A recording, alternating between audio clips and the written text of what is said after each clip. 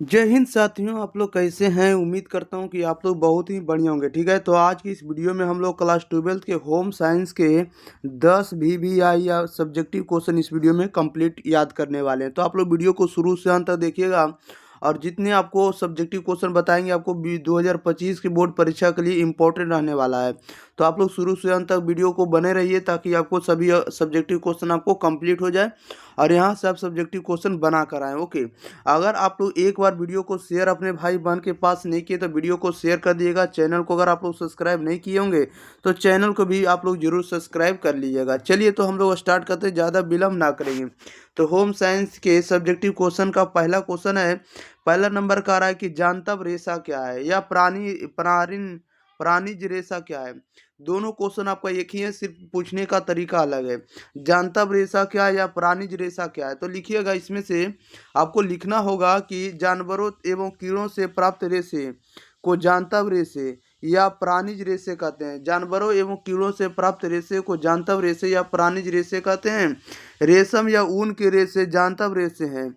जानतब रेशे प्रोटीन के बने होते हैं और प्रोटीन प्रोटीन के बने होते हैं। रेशम और ऊन के रेशे ताप के कुचालक होते हैं। इस कारण इनके इनके वस्त्र सर्दी में ठंड से बचाव के लिए पहने जाते हैं। ठीक है, जानतब रेशा या प्राणी रेशा क्या है, तो जानवरों एवं कीड़ों से प्राप्त रेशे को जानतब या प्राणिज रेशा कहा जाता है। रेशम रेशम या ऊन के रेशे जानतब रेशे हैं। जानतब रेशे प्रोटीन के बने होते हैं। रेशम और ऊन रेशम और ऊन के रेशे ताप के कुचालक होते हैं। इस कारण से इनके वस्त्र जो है सर्दी में ठंड से बचाव के लिए पहने जाते हैं या उनका उपयोग किया जाता है। ओके, समझ गए होंगे। क्वेश्चन नंबर देखिएगा, सेकेंड नंबर कह रहा है कि कृत्रिम रेशा क्या है। कृत्रिम रेशा क्या, तो लिखिएगा कि कृत्रिम रेशे वे रेशे हैं जिनका उद्गम प्रकृति प्रदत्त रेशे नहीं है, बल्कि जिन्हें बनाने के लिए विभिन्न रासायनिक पदार्थों को रासायनिक एवं यांत्रिक विधियों द्वारा रेशे का रूप दिया जाता है। कहने के मतलब प्राकृतिक रेशा वह रेशा होता है जिनका उद्गम जो होता है, जिनका निर्माण जो होता है प्रकृति प्रदत्त रेशे नहीं है, बल्कि जिन्हें बनाने के लिए विभिन्न रासायनिक पदार्थों को रासायनिक एवं यांत्रिक विधियों द्वारा रेशे का रूप दिया जाता है, उसे हम लोग कृत्रिम रेशा कहते हैं। क्वेश्चन नंबर देखिएगा, थर्ड नंबर में कह रहा है कि धन व्यवस्थापन क्या है। धन व्यवस्थापन क्या है, तो लिखिएगा धन व्यवस्थापन का अभिप्राय सभी प्रकार की आय का आयोजन, नियंत्रण एवं मूल्यांकन करना, जिससे परिवार के लिए अधिकतम संतुष्टि प्राप्त की जा सके। धन का अधिक होना अपने आप में आर्थिक समस्याओं का समाधान नहीं है, क्योंकि व्यवस्थापन के बिना अधिक धन का अपव्यय हो सकता है। ओके, कहने का मतलब हुआ कि धन व्यवस्थापन क्या है, तो धन का जो अभिप्राय होता है सभी प्रकार की आय का आयोजन, नियंत्रण एवं मूल्यांकन करना है, जिससे परिवार के लिए अधिकतम संतुष्टि प्राप्त की जा सके।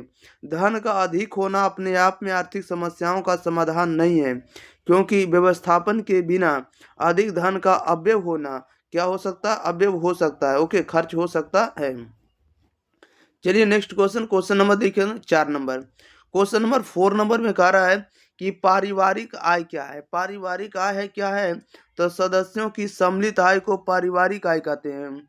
सदस्यों की सम्मिलित आय को पारिवारिक आय कहते हैं। ग्रॉस तथा क्रेंडल ने इनकी परिभाषा इन शब्दों में दी है कि पारिवारिक आय मुद्रा, वस्तुओं, सेवाओं तथा संतोष का वह प्रवाह है जिससे परिवार के अधिकार से उसकी आवश्यकताओं एवं इच्छाओं को पूरा करने एवं उत्तरदायित्वों के निर्वाह के लिए प्रयोग किया जाता है। इस प्रकार हम क्या कह सकते हैं, इस प्रकार पारिवारिक आय में वेतन, मजदूरी और अगला नंबर ग्रेजुटी, पेंशन, ब्याज तथा लाभांश, किराया, भविष्य निधि आदि सभी को सम्मिलित किया जाता है। कहने का मतलब पारिवारिक आय का परिभाषा बोलेगा तो लिखिएगा कि सदस्यों के सम्मिलित आय को पारिवारिक आय कहते हैं। और इनमें दो आपको वैज्ञानिक थे, दो आपको क्या थे, होम साइंस कहने का मतलब कि गृह विज्ञान के जनक जो थे ये बोले थे कि ग्रॉस और ग्रेंडल, इनकी परिभाषा जो है पारिवारिक परिभाषा इस रूप में दिए हैं कि पारिवारिक आय जो होता है मुद्रा, वस्तुओं, सेवाओं तथा संतोष का वह प्रवाह है जिसे परिवार के अधिकार से उसकी आवश्यकताओं एवं इच्छाओं को पूरा करने एवं उत्तरदायित्वों के निर्वाह के लिए प्रयोग किया जाता है। इस प्रकार पारिवारिक आय में वेतन, मजदूरी और ग्रेजुएटी पेंशन और साथ ही साथ कह सकते हैं वृद्धि, ब्याज तथा लाभांश, किराया, भविष्य निधि आदि सभी को सम्मिलित किया जाता है। उसे हम लोग क्या कहते हैं? पारिवारिक आय कहते हैं। अगला नंबर है मौद्रिक आय क्या है? क्या है? तो मौद्रिक आय क्या है या मौद्रिक आय से आप क्या समझते हैं? पूछा जा सकता है कि मौद्रिक आय का संक्षिप्त वर्णन करें। तो लिखिएगा कि परिवार के सभी सदस्यों को एक निश्चित समय में कार्य करने के बाद मुद्रा के रूप में जो आय प्राप्त होती है उसे मौद्रिक आय कहते हैं। मौद्रिक आय क्या है? तो परिवार के सभी सदस्यों को एक निश्चित समय में कार्य करने के बाद मुद्रा के रूप में जो आय प्राप्त होता है उसे मौद्रिक आय कहते हैं। और साथ ही साथ इसमें यह भी याद रखना है कि इसमें परिवार के सभी कमाने वाले सदस्यों का वेतन, व्यापार से प्राप्त धन, मकान किराए के रूप में प्राप्त धन, मजदूरी, पेंशन एवं ग्रेजुटी, ब्याज एवं लाभांश सम्मिलित होते हैं। सभी इसमें से सम्मिलित होंगे मौद्रिक आय में। ओके, चलिए अगला लेते हैं। क्वेश्चन नंबर 6 में कह रहा है वास्तविक आय क्या है? रियल इनकम क्या है? What is real income? तो वास्तविक आय क्या? तो वास्तविक आय वस्तुएं सेवाओं का वह प्रवाह है। वास्तविक आय वस्तुएं सेवाओं का वह प्रवाह है जो पारिवारिक आवश्यकताओं की पूर्ति के लिए एक निश्चित अवधि में उपलब्ध रहता है, उसे हम लोग वास्तविक आय कहते हैं। वास्तविक आय क्या है? तो वास्तविक आय जो होता है वस्तुएं सेवाओं के प्रवाह है जो पारिवारिक आवश्यकताओं की पूर्ति के लिए एक निश्चित अवधि में यानी डिफिनिट टाइम में उपलब्ध रहता है, उसे हम लोग क्या कहते हैं? वास्तविक आय कहते हैं। अगला नंबर है क्वेश्चन नंबर 6 में कह रहा है कि आत्मिक आय क्या है? क्या है? तो आत्मिक आय क्या है? तो परिवार के सदस्यों द्वारा प्रयोग की गई मौद्रिक एवं वास्तविक आय द्वारा प्राप्त अनुभवों से जो संतुष्टि मिलती है उसे हम लोग आत्मिक आय कहते हैं। आत्मिक आय क्या? तो परिवार के सदस्यों द्वारा प्रयोग की गई मौद्रिक एवं वास्तविक आय द्वारा प्राप्त अनुभवों से जो संतुष्टि मिलती है, जो सेटिस्फाइड मिलती है उसे हम लोग आत्मिक आय कहते हैं। क्या कहते हैं? आत्मिक आय कहते हैं। ओके, याद रखिएगा। क्वेश्चन नंबर 8 में कह रहा है कि बचत क्या है? क्या है? तो बचत क्या है? तो लिखिएगा धन का वह भाग जो आज की आय से कल के प्रयोग के लिए अलग रखा जाता है बचत कहलाता है। कहने मतलब जितना इनकम कमाए खर्च कर दिया, जो बच गया वही आपका बचत कहलाता है। धन का वह भाग जो आज की आय से कल के प्रयोग के लिए अलग रखा जाता है वो क्या कहलाता है? बचत कहलाता है।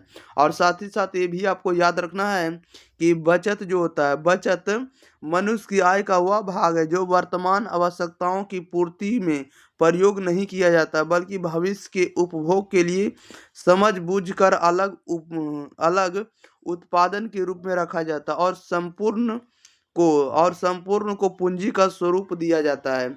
यही आपका बचत कहलाता है। और अतः स्पष्ट है कि बचत वह धन है जो वर्तमान आवश्यकताओं की पूर्ति में उपयोग नहीं किया जाता है बल्कि भविष्य के उपयोग के लिए जानबूझकर अलग रखा जाता है। उसे ही हम लोग क्या कह सकते हैं?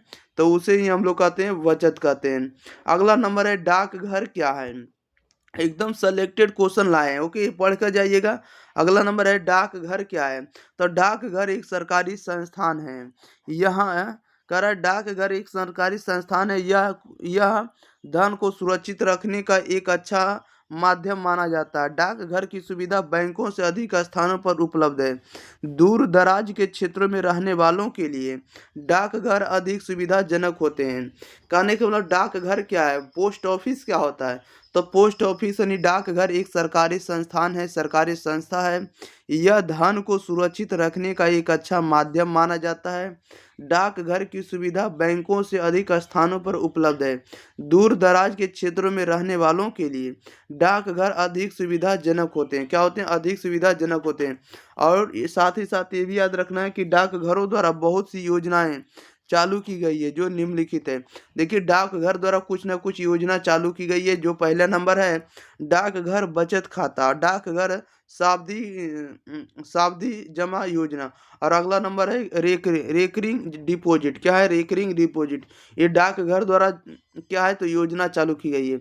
और अगला नंबर है मासिक आय योजना, किसान विकास पत्र, राष्ट्रीय बचत पत्र, 15 वर्षीय जन्म भविष्य निधि। ये 15 वर्ष अगर आप लोगों को पूरेगा तब निकलेगा। तो अगर किसी का लड़की है घर में, तो अगर पैसा जमा करते हैं तो आप लोग डाकघर में जाकर जमा कर सकते हैं, ताकि 15 वर्ष या 16 वर्ष आने का मतलब शादी के टाइम ये पैसा आपको निकलेगा, ऐसे पहले नहीं निकलता। ठीक है, बढ़िया है।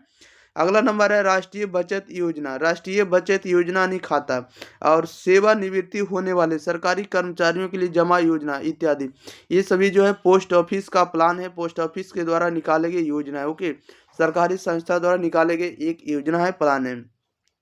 अगला नंबर आप लोगों के बीच 10 नंबर है। अगला नंबर देखिए क्या है। अगला नंबर आप लोगों के बीच 10 नंबर है, कह रहा है निवेश क्या है। कह रहा है निवेश क्या है, तो जिस बचत राशि पर ब्याज मिलता है, जिस बचत राशि पर क्या मिलता है, ब्याज मिलता है, इंटरेस्ट मिलता है, उसे विनियोग या निवेश कहा जाता है। जैसे बैंक हो गया, डाकघर, यूनिटा ट्रस्ट ऑफ इंडिया हो गया, जीवन बीमा निगम हो गया, शेयर प्राइवेटेड फंड आदि निवेश के माध्यम है। निवेश क्या है, तो जिस बचत राशि पर ब्याज मिलता है, इंटरेस्ट मिलता है, उसे विनियोग या निवेश कहा जाता है। जैसे बैंक हो गया, डाकघर, यूनिटा ट्रस्ट ऑफ इंडिया, जीवन बीमा हो गया जिसको LIC कहते हैं, शेयर प्राइवेट फंड हो गया इत्यादि, जो निवेश का माध्यम है। चलिए, तो इस वीडियो में आपको सब्जेक्टिव क्वेश्चन कंप्लीट याद हो गया होगा। तब तक के लिए आप लोग इस वीडियो को अपने भाई बहन के पास पहुंचाइए, आपका काम रहेगा। और अगर चैनल को सब्सक्राइब नहीं किए तो चैनल को भी आप लोग सब्सक्राइब जरूर कर लीजिएगा। किसी भी तरह का सुझाव रहे तो कमेंट बॉक्स में हमें जरूर लिखकर बता सकते हैं, ताकि हम अगले में उसमें सुधार कर सकते हैं और आपका प्रश्न का उत्तर अगले वीडियो में दे सके। मिलते हैं इसी के साथ अगली वीडियो के साथ, तब तक के लिए thank you for watching this video. धन्यवाद।